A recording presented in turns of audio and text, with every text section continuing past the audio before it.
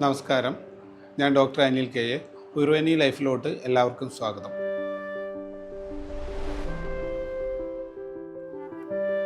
ഇന്ന് നമ്മളിവിടെ പറയുന്ന ടോപ്പിക് പീനസം അഥവാ പ്രതിശായം എന്ന അസുഖത്തെക്കുറിച്ചാണ്.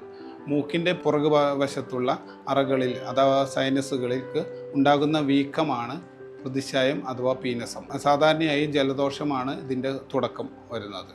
മൂക്കൊലിപ്പ്, മൂക്കടപ്പ്, ചെറിയ രീതിയിലുള്ള തലവേദന എന്നിവയാണ് ഇതിൻ്റെ പ്രാരംഭ ലക്ഷണങ്ങൾ. ഇത് സാധാരണയായി 3 വിധമാണുള്ളത്: വാതജ പ്രതിശായം, പിത്തജ പ്രതിശായം, കഫജ പ്രതിശായം. വാതപ്രതിശായത്തിൽ പുരികങ്ങൾക്ക് വേദന, മൂക്കടപ്പ് മുതലായവ ഉണ്ടായിരിക്കുന്നതായിരിക്കും. പിത്ത പ്രതിശായത്തിൽ കൂടുതലായി ജ്വരം, അമിതദാഹം, മൂക്കിൽ കുരുക്കൾ തുടങ്ങിയവയായിരിക്കും ഉണ്ടാകുക.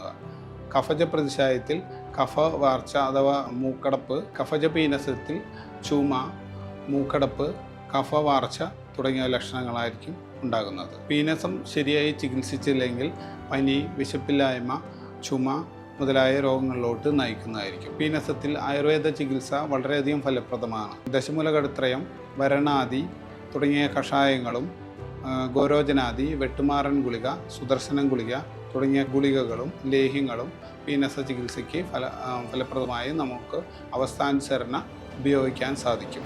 പീനസത്തിന് ഏറ്റവും പ്രധാനപ്പെട്ട ആയുർവേദ ചികിത്സയാണ് നസ്യം എന്ന് പറയുന്നത്. നസ്യം എന്നാൽ ശിരോവിരേചനമാണ്. കഫത്തെ ശിരസിൽ നിന്നും കളയുന്ന ഒരു പ്രധാന ചികിത്സയാണ് നസ്യം. നസ്യം 7 ദിവസമോ 5 ദിവസമോ ചെയ്ത് മൂക്കിനുള്ളിലെ ഇൻഫെക്റ്റഡായ കഫത്തെ കളഞ്ഞാൽ പീനസത്തിന് വളരെയധികം ആശ്വാസമുണ്ടായിരിക്കുന്നതായിരിക്കും. ഉരുവനിയിൽ വിദഗ്ധ ആയുർവേദ ഡോക്ടർമാരുടെ നേതൃത്വത്തിൽ പ്രതിശായത്തിനുള്ള ചികിത്സകൾ ഫലപ്രദമായി നടത്തി വരുന്നുണ്ട്. ആയുർവേദ ചികിത്സകൾക്കുള്ള കൂടുതൽ അറിവുകൾക്കായി നമ്മുടെ ചാനൽ എല്ലാവരും ഫോളോ ചെയ്യുക.